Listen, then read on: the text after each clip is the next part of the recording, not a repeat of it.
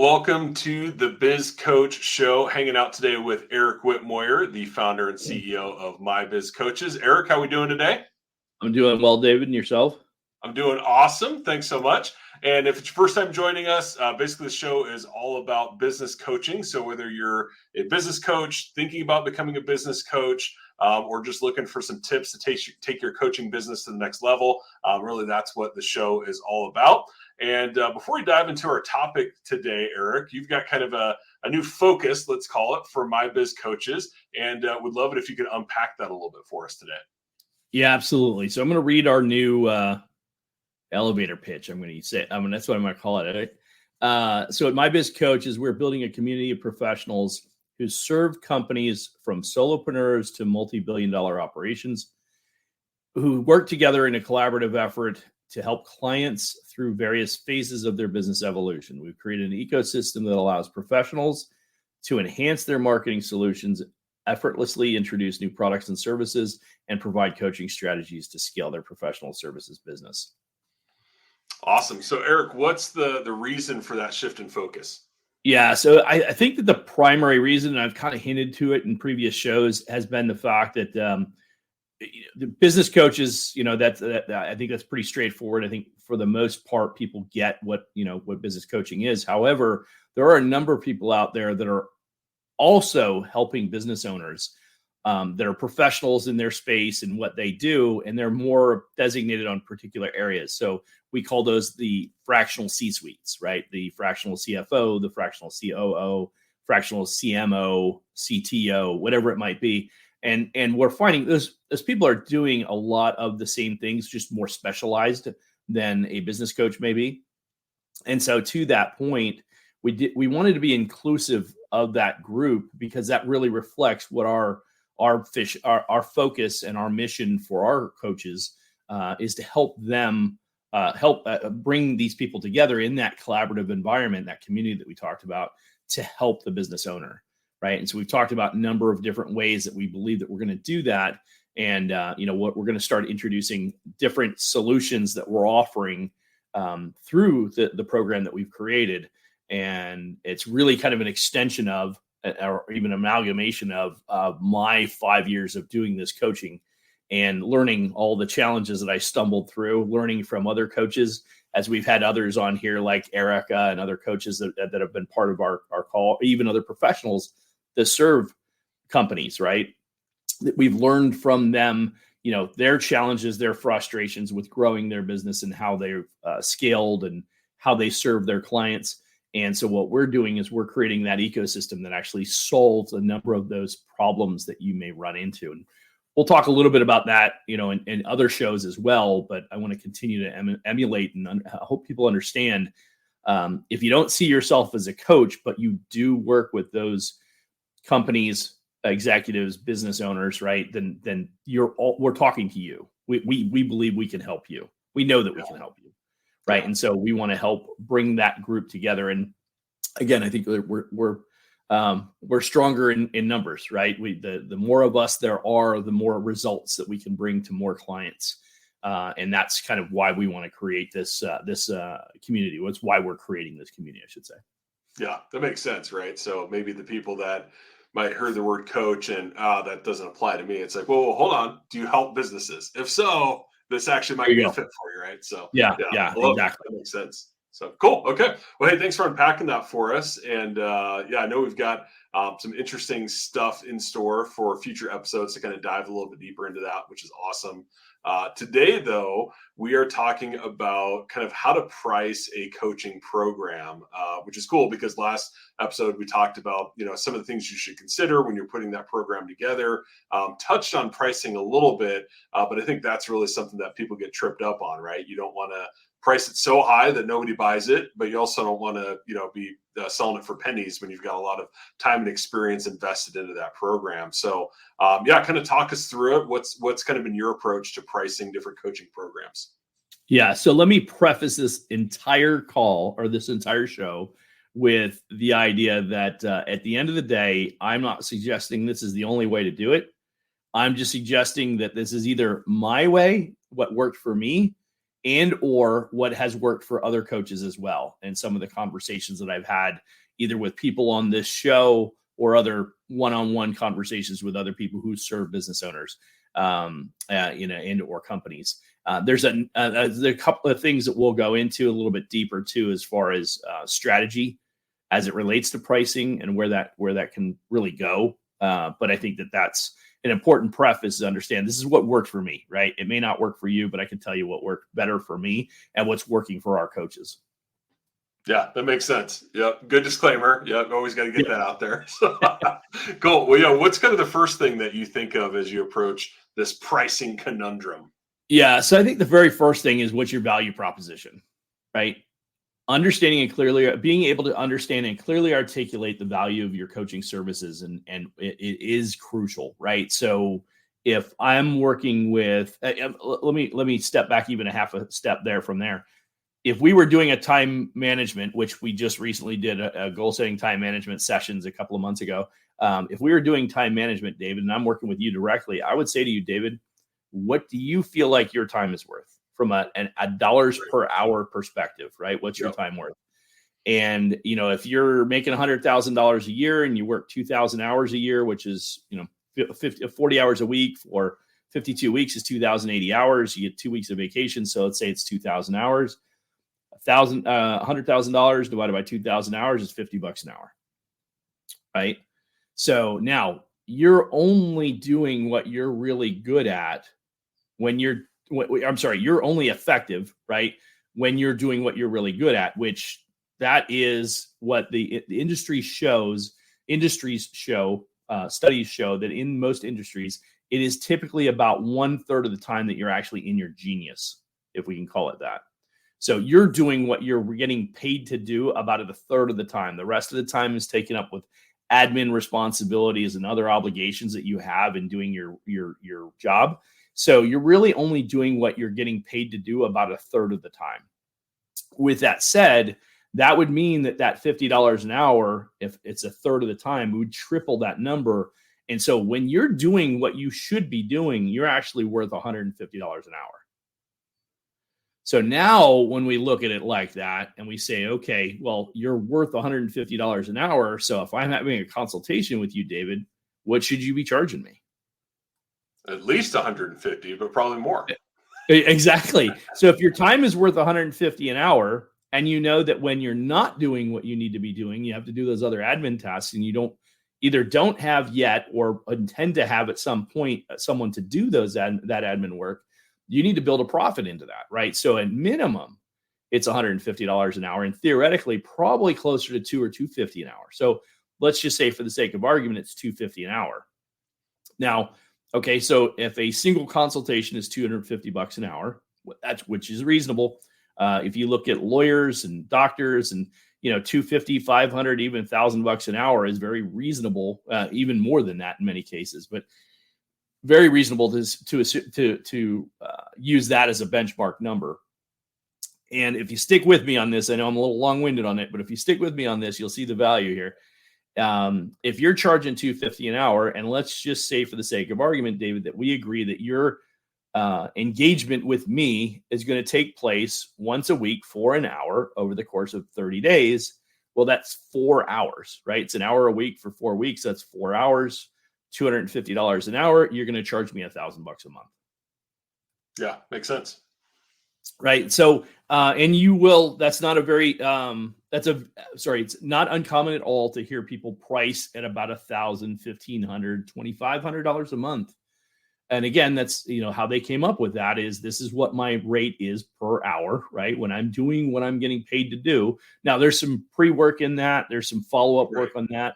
But, at the end of the day, when I'm doing what I should be doing, I got to build in my profits as well. So again, $1,000 a month for 1 hour sessions with me. And that's typically how we price. Now, to be clear, that is not the pricing that I would share with my clients. I did do that in the beginning. Yeah. And I will tell you that that's counterintuitive, and I'll explain as we get a little bit deeper here. But the reality is that's not ideal. First reason being is that so that's the math that goes into that, right? Yeah. That value proposition. Yeah. If I know what my time is worth, And again, remember that was based on $100,000 a year. Right. Yeah. If you want to make more than that, or you're used to making more than that, you got to go north of that number. If you're used to making $250,000 a year, then you need to 2.5x that number, which means now instead of $1,000 a month, you should be charging $2,500 a month. Yep. Absolutely. And if you need to charge $2,500 a month or $30,000 a year for your coaching engagement, you need to be targeting a client that can afford, has disposable income of $30,000 that is not directly attributable to some type of return in the business, directly attributable. Right now, you may bring value, you bring that 30,000 ideally, and this is another piece that I'm going to talk about as it relates to value proposition. If you're saying that you're going to charge 30,000 as opposed to the 12,000, $1,000 a month for 12 months, if you're charging 30,000, my suggestion would be that you need to be able to bring at least a 5x ROI and ideally a target number of about a 10x ROI. So if you're going to charge somebody $30,000, you should be able to back that up with about $150,000 to $300,000 worth of incremental revenue, not necessarily profits, but revenue to justify that $30,000 investment. Yeah. And if you can't, then my argument would be that maybe you're not worth $30,000 a year. Somebody just felt a little sting on that one, Eric. That was a little harsh. Someone out there heard that. Yeah. And so, I mean, that can be a tough one to swallow. But in the beginning, the reality is that, and let me also add this to the whole conversation. Anybody who's a coach today that's been doing this for any length of time, coach, fractional, whatever you want to call yourself, you took a client that was not what you are charging today. And they may or may not still be with you. But what I do know is the people that get the really good deals in the very beginning aren't the ones that necessarily leave. They continue to stay. Right. Yeah. Yeah. But my point is, value at that low entry point. Yeah, exactly. And the hard part is you just, it's like they were one of your legacy clients. So you're hard pressed to increase your prices. Right. Right. So, but the point is that, we all did that in the beginning. To get your first couple, you give them a special deal to get it off the ground and get your business going. And in retrospect, it's actually a terrible thing to do, but we all did it. Right. Yeah. So, and those of us who are still doing it, we survived. So it's not the end of the world. You may end up doing it. You may find that you need to want to do it to get to build that momentum. And it's not the end of the world, but just know that, it's not ideal. And if you stick to your strategy, how to your value proposition, right? So again, going back to what do I want to make? What does that equate to per hour? How many hours am I going to give up in return? Build in your profit and come up with a pricing number. Yeah. So I think what you're alluding to there makes a lot of sense too, that the number you start with isn't going to be your number forever, right? In fact, it shouldn't be, because, first of all, you're going to be getting better, right? And you should be producing better results over time. So gradually, every, year you would know better, but every year, maybe there's an increase, or you decide, man, these people that pay more tend to be better clients, right? And so maybe I only want to work with people at a certain dollar point or dollar amount or commitment level, right? Maybe I just want people that will only do the 30,000, right? So give me a year of commitment. That's the people I want to work with. And so you'll refine that over time and increase over time. I think that's very normal. Absolutely. And that is very accurate, David, to your point. Today, I have clients that pay upwards of, I have had clients pay upwards of $5,000 a month for services. Yeah. Right. And again, to justify that, I've got to bring a 5 to a 10x ROI to justify that and actually have the client see the value in what they're paying for. Yeah. So now, we can get into a whole nother series of conversations. It's probably another conversation for another day, but it's like, if you're in a turnaround mode, that might be a different scenario, right? Whereas if you're in a growth phase, that's yet another scenario in and of itself. If you're in a startup phase, that's another scenario. Yeah. Those all might be contingencies on how you set your pricing, right? It may all be factors. But so the piece that I really want to get to, though, is we kind of talk through the value proposition. You got this initial dollar amount in your head, but what you position to your client needs to have needs to be positioned with tangible outcomes. So the mistake that I made in the beginning, I say I took some guidance from an individual or a group of people that I when I got started, I wanted some guidance, and they kind of gave me that $1,000 a month benchmark, and I'm like, okay, great, that makes sense. That's a good number. I like that. It's easy for me to track.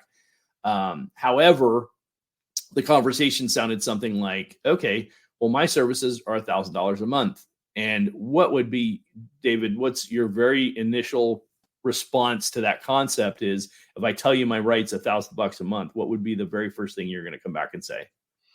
Well, I'd ask, what do I get for that? That's usually what I would ask. Yeah. What am I getting for that? Right. Yeah. And then the follow-up conversation is likely going to be, for how long? Yes. Yep. Right. Yeah. So like what forever, am I getting for like 6 months? Exactly. Right. Yeah. So what we identified, and David, you played an integral role in helping me kind of work through that as we recognized there was an opportunity there, was people want a tangible outcome and they want a defined timeline. I'm going to pay this much for what period of time. Right. And so having that defined timeline and being able to tie back and say, okay, I know it's going to be, I'm going to pay this dollar amount for this long. So I said earlier, $2,500 a month. I would position it as, I'm going to charge $30,000 for the year. Now, I don't have annual contracts per se, because I'll let somebody out earlier. If the relationship's not working for whatever reason, I'd be happy to move on. There's a number of different reasons why it might not be working out. But generally speaking, it's not necessarily because my services aren't working. It's usually because they're not being implemented. Sure. And sometimes it's just, the client and the don't coach gel. don't mesh. Yeah. Well, Yeah. professional. I'm still learning the new. And sometimes there's just a different approach or communication or personality, and those things happen for sure. Yeah. Absolutely. Yeah. And that's, I think that's even more important, when you're going through the process, is that you want to vet that. You want to be clear on what the client, you mentioned earlier, a client that pays more may very well be more vested, right? Yeah. And if that's super important to you, which realistically it probably should be, harder to identify in the beginning when you're getting your business going, you're just trying to bring some revenue in. But once you've got a good feel for who you're looking for, that does become an integral part of your decision-making process of who you choose to work with, because you don't want to work with somebody, it's like the whole, you can lead the horse to water, but you can't make him drink, right? It's like, I can show you what to do, but if you're not going to implement it, then you're wasting my time. You're wasting your money. I'm wasting my time, right? Nobody's happy. That's not a good relationship.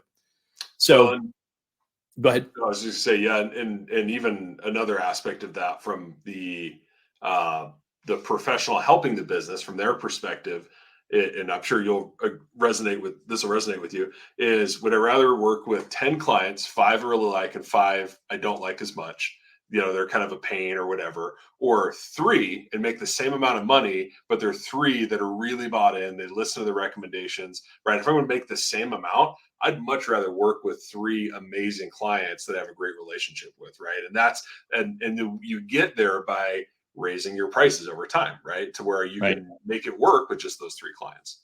Right. And an added piece to that, David, great point, is that you'll also get better reviews. Yes. Yeah. Very true. Right. Yeah. You're right. And which is what works in our business for generating new clients. Yeah. Getting good reviews from existing clients is how you get new clients. Yeah. So, or one of the ways, right? So having a tangible outcome, specifically what you can expect. And so I think that's another piece as we do an assessment with a client is, here are the things that we're going to work with you on, whether that's your finances or your marketing strategy, your sales process, or whatever it is, and clearly identifying what are the areas of opportunity that you're going to focus on during that period of time. So for instance, David, if you and I were engaged to work together and we identify that marketing, sales, and access to capital were 3 primary areas that you really needed to make sure you shore up. Now, by the way, if we engage for a year, we could probably only realistically work on 3 things over the course of that year. Yeah. To do more really than move them to really make a significant impact, right? You can 3 is the max. Ideally, I would recommend 1 or 2 in the year, Yep. And because we do have multiple levels of engagement, meaning we have different thresholds of time, when we changed our pricing, we changed to a 3-month package, a 6-month package, and a 1-year package. And the only reason we even introduced the 3-month package was literally to bring it down to a price point that somebody could say, okay, for $2,500 for 3 months, I can see if I feel like this relationship is going to work and I'm going to get value out of this experience. Yeah. It's a way for them to put their toe in the water without having to jump all the way in. You know what I mean? Yep. So, but realistically, 6 to 12 months is the ideal timeline because it takes it, in my opinion, having turned around, having changed, having launched markets, companies, it takes at minimum of 3 months to really entrench a change. Yeah. Right. And this goes back to the idea that it takes 30 days to build 21 days to build a habit. Yeah. But studies actually show it takes closer to 67 days to build a habit. And that's because of the fact that we don't do it every day, right? For an extended period of time. Right. So if you introduce something new, it's going to take weeks before you actually are doing it daily. Yeah. Right. And then doing it daily for a minimum of 30 to 45 days is when you're going to begin to see the benefit from that. So let's say it takes you 3 weeks to get to the point where you're doing it daily because you're just not going to do it daily right out of the gate, right? And then it takes you another 30 to 45 days to really entrench that as a routine, and you're actually doing it effectively, not just going through the motions. Doing it well. Right. Actually executing it in an effective manner. So now you take those 3 weeks plus those 45 days and you're at 60 some odd days, right? Yeah. So that you couldn't even assess the results of something that I might have implemented in your business for at least 90 days. Right.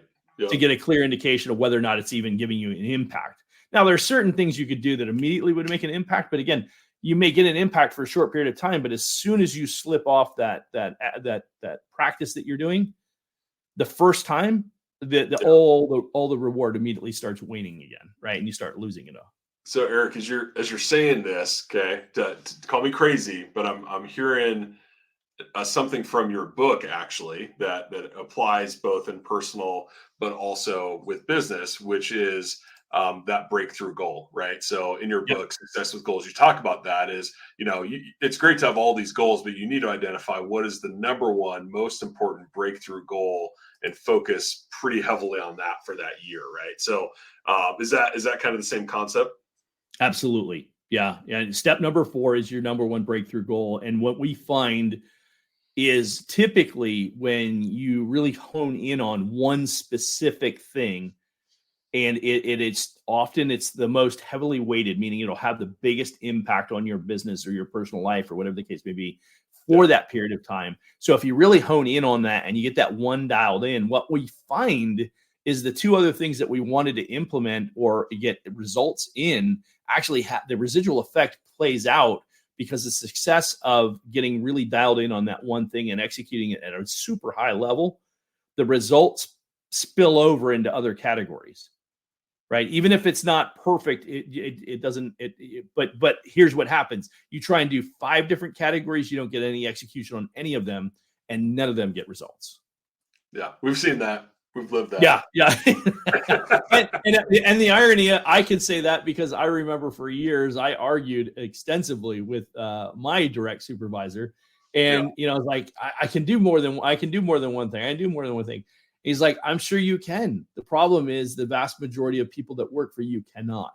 Yes, right. And that's where the issue becomes. Was you're talking about an organization, you're talking about a number of people, whether it's 5 people or 50 people or 500 people. Yeah. You can't make all those people execute at the level that you might be able to. So even if you're the 1%er or the 5%er that can do multiple things and get results in other areas, the vast majority of the people in your organization cannot. Yeah. And so to get the, it's it sounds bad, but manage the lowest common denominator multiple, right? Yeah. Yeah. So make it so that anybody can get a 20% lift in their execution of this particular category, focus, whatever it might be. Yeah. It's funny you say that. I've started over the last probably 2 years more and more incorporating a phrase when we talk about outcomes of learning, which is a big thing in my world. And what I use a lot is immediate and sustained, right? And if you want something to change immediately, but you want it sustained, right? Long-term impact, then that's going to take a very strong focus for an extended period of time, right? You're not going to fix it in a day. You're not going to turn your company around in a day. But if you pick one thing, you keep focusing on it, you can see an immediate improvement and you can see a sustained improvement, but you can't do it on more than one, maybe two, depending on what it is. Absolutely. 100%. Yeah. Yep. That's why I said when we do an assessment, we don't pick any more than 3 categories that we feel like we can impact. And one of them needs to be the primary focus. I say, I would say to a client, if there's one thing that we resolve in the course of the time working together, what's that one thing that we want to focus on? Yeah. Yep. Right. And if we win at that, let's just say, for instance, we move our conversion ratio from your current rate of 10% to let's just say 15%, a 50% increase in conversion ratio, which, depending on the business, may be unheard of, but let's just say for the sake of argument, that was the case. You and I, David, have been in that environment where we've moved a conversion ratio by 50%, right? Gone from 10 to 50%. And you can do that in a year, depending on the business, depending on the strategy, and depending on the execution.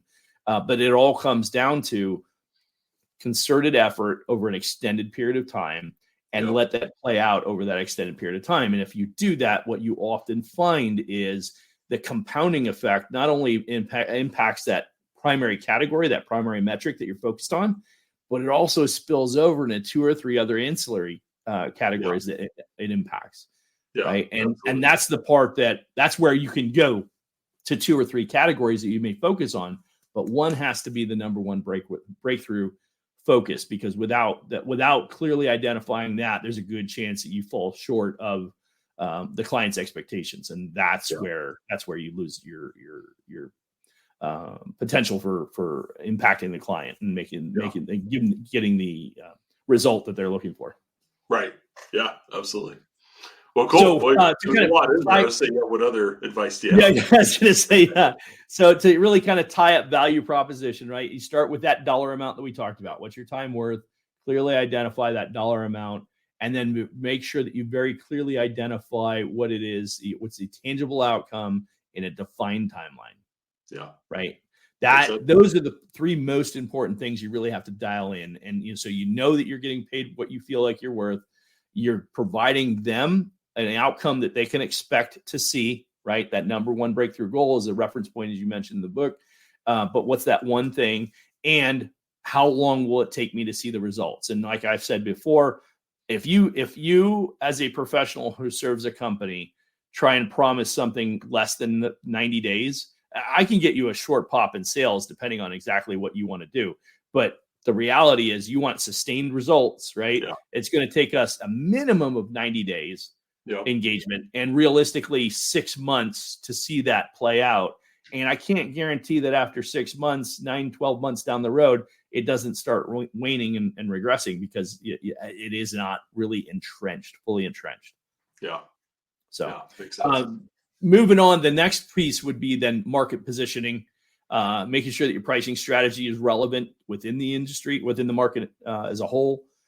So kind of comparing and contrasting against other competitors, right? But you have to identify where you want to be in the market. Another thing I didn't reference before, but I think is really relevant is, are you going after the budget conscious? Are you looking for the mid-range price point, or are you going to focus solely on high end?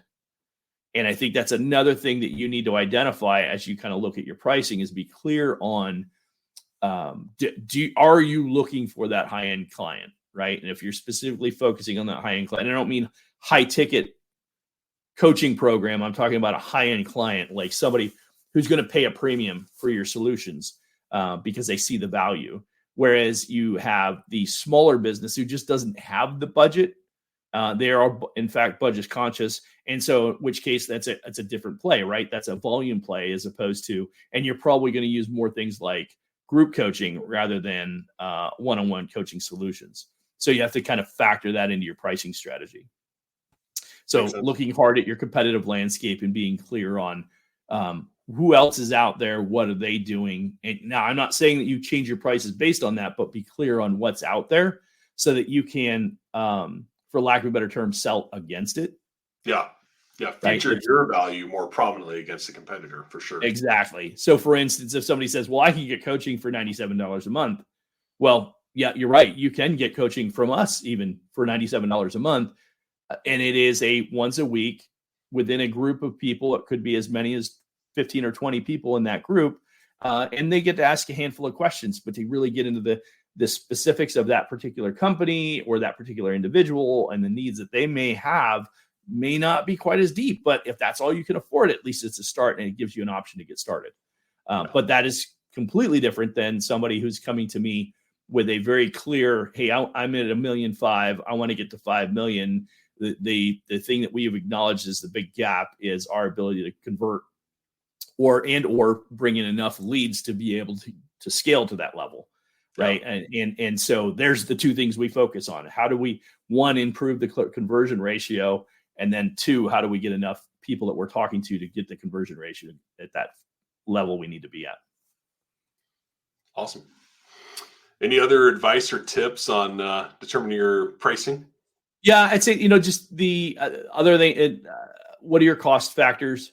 Like we've talked about time, and when you're small, you're a single operator. If you have overhead, you got to factor that in. If you have cost of a team, you got to factor that in. So consider that. So we talked about, $50 an hour, multiply that by 3, $150 an hour, and then put a profit on that. Well, maybe it's not $250, maybe it's $300 an hour, right? And be clear with that, because I've got to pay for my admin or, whatever that looks like, you got to factor in. And now based on the fact that I can carry, let's say, 10 clients at $1,500 a month, well, that's $15,000 a month. Does that give me the salary that I'm trying to attain and be able to allow me to pay for whatever overhead that I have? Yeah. Whether that's an office or software that I'm using or whatever things are there. Yeah. And then, there's one other piece that I'm going to throw out there. It might be a little interesting. Psychological pricing. Yeah. Is the number that I'm offering, it's like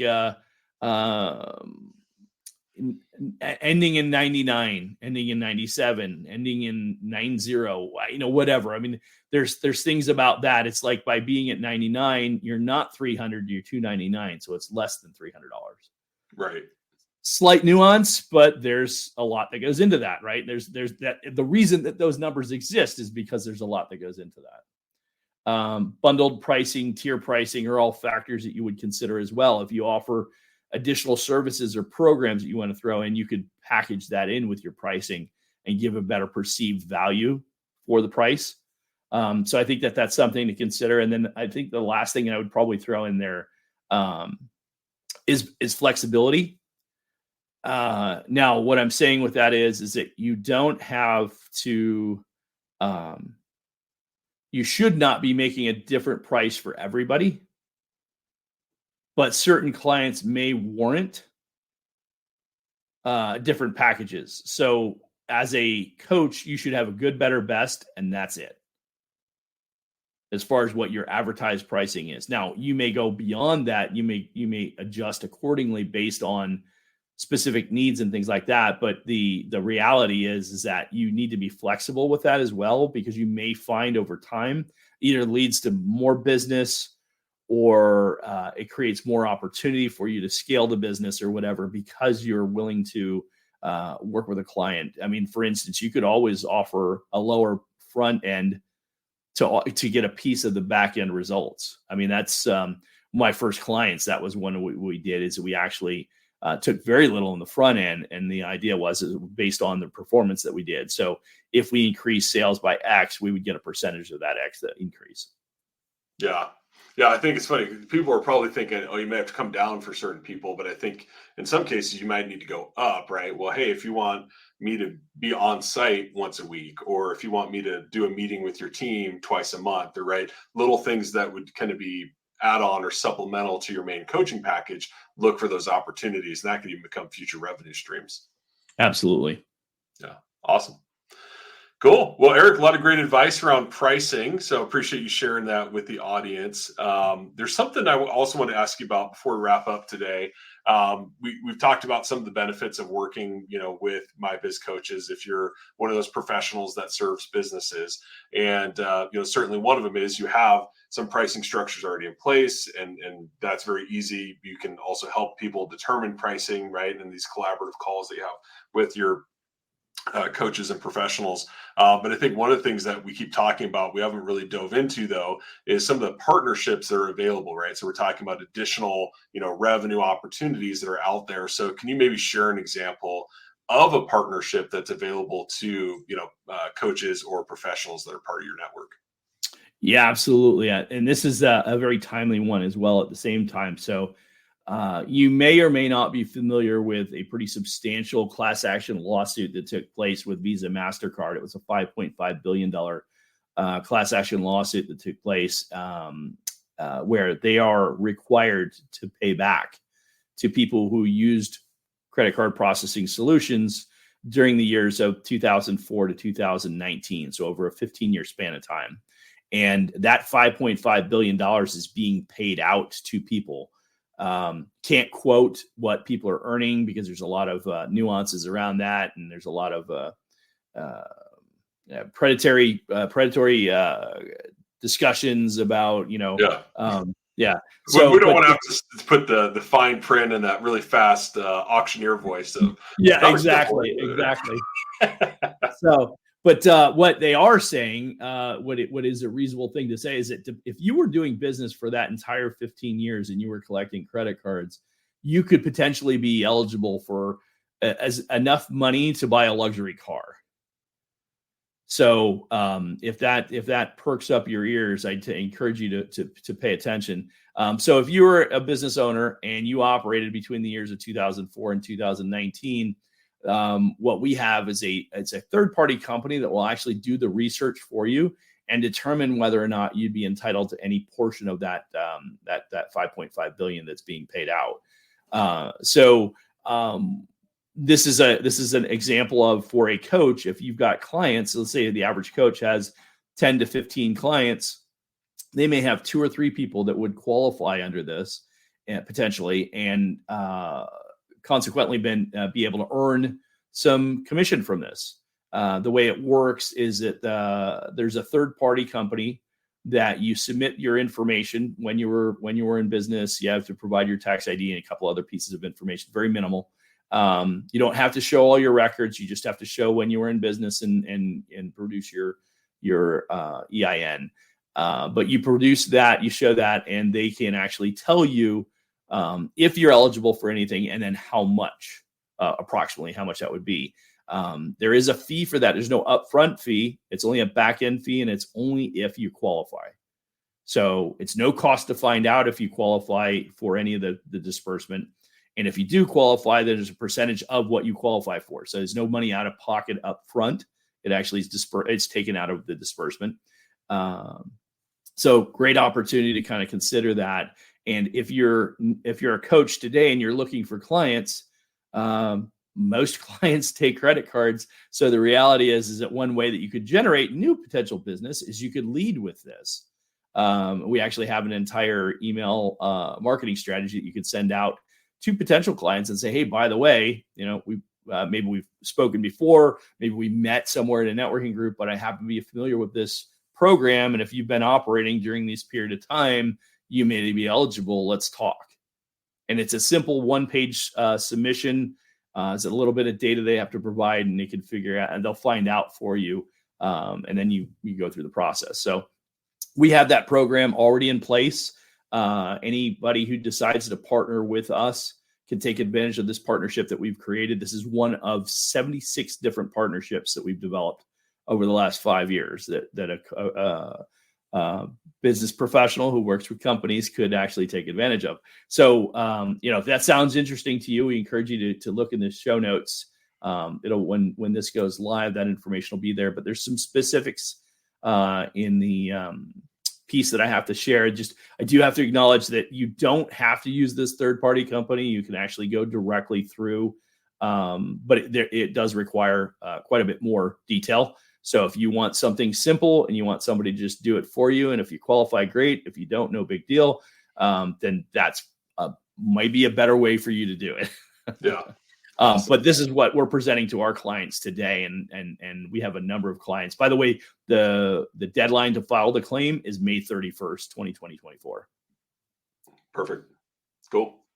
Well, yeah, great example, right? And you talk about that all the time. You have these professionals that are out there and they're kind of, doing their own thing. A lot of lone wolves, a lot of solopreneurs running their coaching business or service for other businesses. It's going to take a while to get my head around that.